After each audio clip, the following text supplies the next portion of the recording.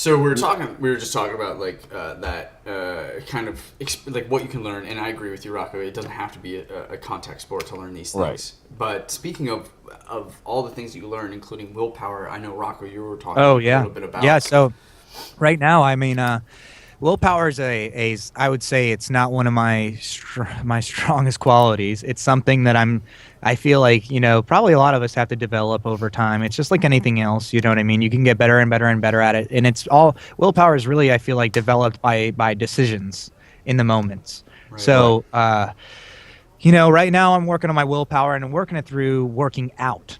Where for the past 2-3 years, I have just walked away from something that I was doing like heavily, Every day. and I don't mean like, bodybuilder kind of stuff, just like keeping myself healthy, keeping myself, strong to some extent, was just trying to do just making sure that I was getting in there and doing it, not on an everyday basis, but just on a regular enough basis where I felt like I was physically fit. And Do you feel flabby at all? Like, are you getting love handles at all? To not love handles, but I'll tell you what, I don't have a six pack, and I've always had a six pack my entire life. Where right now I've got, my lower abs are what I have to work on the most right now, and it's like that for me. It's because even my wife said, and even I'm just smaller. Like I'm normally at 162. Lately I've been at 155, 153. And that for me is just kind of like my arms aren't as big, my shoulders aren't as defined. Things are like, and I'm really tough on myself when it comes to physically. It's not like I'm like, I gotta look like this. Honestly. But I'm tough on myself as in like I've always been athletic. Like I said, 13 years of football, this and that. I did college lacrosse, did soccer, all these different things. It's like,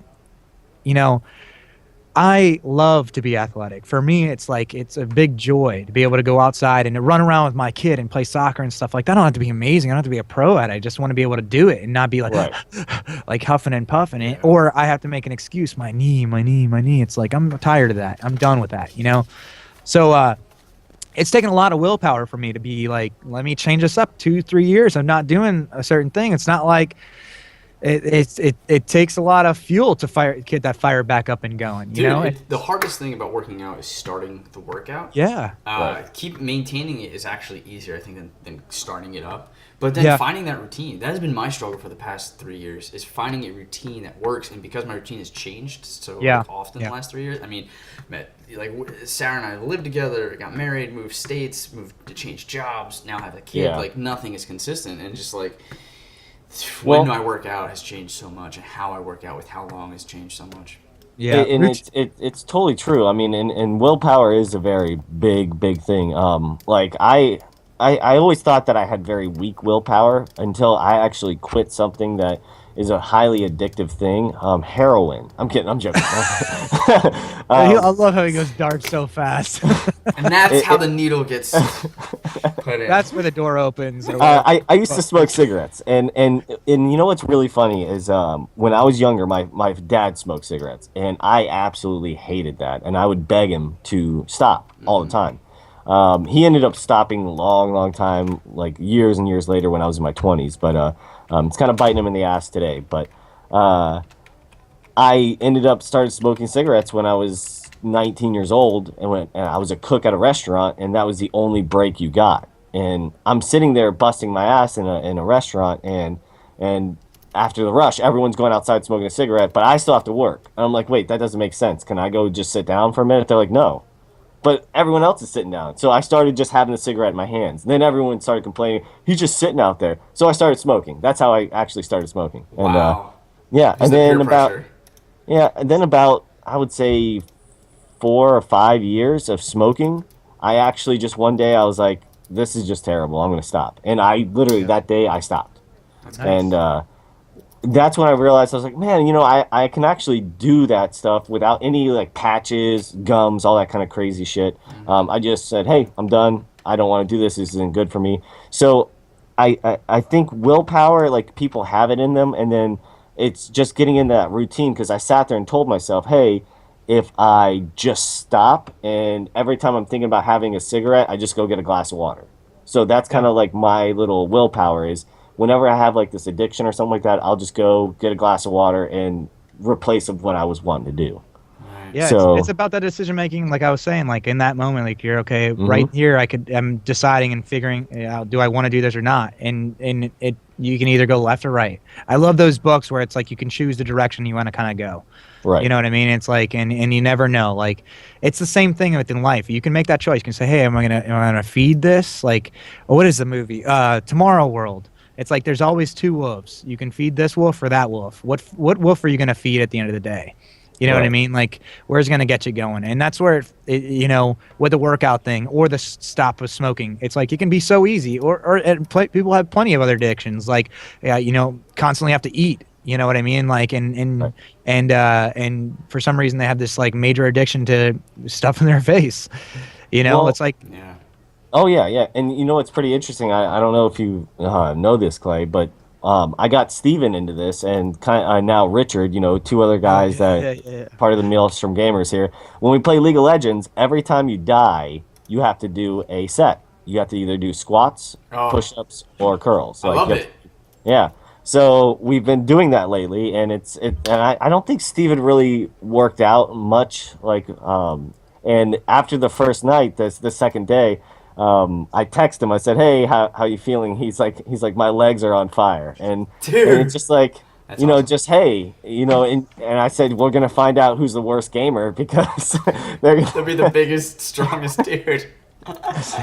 Yeah, so it's pretty interesting. I think Rocco is starting to kind of get into it with us a little bit, but I know he's been working out just by himself. So just doing that little bit of change, eventually, you don't even need the game to work out. Actually, talking about that, you guys have been doing a lot of the push-ups and stuff like that. What I'm going to be doing different is, I was thinking about this today, actually, was I have these resistant bands, and my major issue right now is, like I was saying earlier about getting out there and running with my kid, is that my ACL, that front part of your knee, the muscle right here, I don't know if you guys can see, but the muscle right here on your knee, that one is what I need to build up so that I can be able to run a lot easier. So what I'm going to be doing is that instead of doing push-ups and whatnot, I'm going to use that resistance band on the bottom of my chair and do leg extensions to build up that muscle. So I'll do 20 leg extensions with that resistance band on to be able to doing leg extensions to start building up that muscle. And just watch our streams. You're gonna see, because Rocco's gonna have the biggest leg in the world after that. It's one leg. He dies all the time. Just one leg. That's it. Just my left leg's gonna be huge. That's awesome. No, man, it does take a lot of willpower to be able to start anything new or to get rid of something bad. You know what I mean? Like, and as of late, like you said, Clay, it's about getting that routine, and for me, it's about, you know, saying I'm not gonna make an excuse about it. I'm gonna get out there and I'm gonna do it, and I'm gonna do it every day until it becomes a lifestyle. And once it becomes that lifestyle, it no longer feels like it takes willpower anymore. It's just something that becomes a part of your life. You know what I mean? And you're like, all right, I'm ready to do it. And you're not forcing yourself to go in there to go to the gym. Like, even still today, it can be about 3, 4, 5 weeks before I'm okay with going to the gym to do my legs. Yeah. Well, what do they say is you do something for like 30 days and then it becomes a habit or something like that? Yeah, what I heard is like 21 days straight of something, and then eventually it becomes kind of a habit. And it takes the time to make sure you're doing it every day for those 21 days. You know what I mean? Like that's because you can easily spend 2 hours in the gym. Like, right now. So right now, like, I'm starting it slow. I'm doing about 45 to an hour just to get myself in the habit, getting in there, doing it. Eventually, that time grows because there's more and more and more that I want to do. Right. I get more specific on it. I'm like, okay, well, this little muscle here and that little muscle here, I want to start to grow. It means I got to do this exercise now. And when I get to that point, they extend a little bit longer. Now, like we were talking about having kids, that changes things. And I hadn't realized it until you had said that point, Clay, is because, like I had just mentioned, I hadn't been in the gym for 3 years. Well, what happened 3 years ago? So I was having kids, you know, and that got, and it's easy to let things become excuses in life. Children shouldn't be excuses either. You should still be able to do the things you want to do. Like, it becomes difficult, it becomes hard, but there's still the ability to get around to be able to do it if you really want it and want to achieve it, you know? So that might mean you have to be sleep deprived and get up for 45 minutes earlier then. Right. Ain't even that's difficult. That time management that you're talking about. What I started doing a few weeks ago is that when I get home from work, I go instantly into my bedroom and I get on my workout clothes, excuse me, and I go and run a mile just right after work, and I'm like, okay, what's that few minutes of just running that mile compared to getting home and logging on League real quick or something? You know, like it's going to be a major difference to me and health wise compared to what I'm going to play a video game or I'm going to go do something. Yeah. So. And I sit there, I'm like, okay, well, I'm going to still play the games. It's not like I'm going to take out the whole night. It's just a quick 30-minute workout of doing a mile and like willpower and priorities, man. You can make that choice to say, hey, you know what? Fuck it, that run. I'm going to just go play that game. Yeah. You know what I mean? Like, it's the same as, fuck that, man. I'm going to go grab that cigarette and smoke it. Right. You know, it's just I felt bad, but because I put you on the back burner, Rocco, but I was like, you know what? Fuck it. You know, I gotta do this run real quick, you know? Oh, for playing? Yeah. No, man. Like, I would say we spent a lot of time, wasted time on video games and stuff like that, where I was thinking about it last night. I was like, man, I spent a lot of time on these games, like every day, you know, where had I taken that time to go do something different and invested that time constantly into that other thing, I would probably be a professional right now at whatever that is. Yeah. You know what I mean? Like, my train of thought on that is that I replace video games with like watching TV and stuff. I don't watch TV. I don't do any of that stuff. No, so it's on the background at best. Yeah, I'd rather just be interactive, and I think that it kind of works out my brain because you have to sit there and problem solve, and like you're constantly trying to figure something out instead of just sitting there being just watching TV. You know, and I'll go to the point always of there's a balance in things. When we're doing 5 hours straight, that yeah, that's when it gets kind of crazy. Yeah, that's the only thing is what I'm saying. I mean, I get that, but then it's like, well, then was it not 5 hours of TV? Was it not 5 hours? What if it was 5 hours of studying, whatever it is you're doing right now for work, extra stuff for it? Would you not walk into work if you had done 1 week straight or 2 weeks straight of 5 hours every day of extra learning, not become a better, I do that 8 hours a day. Fuck that. Well, you get my point. Yeah, I got you.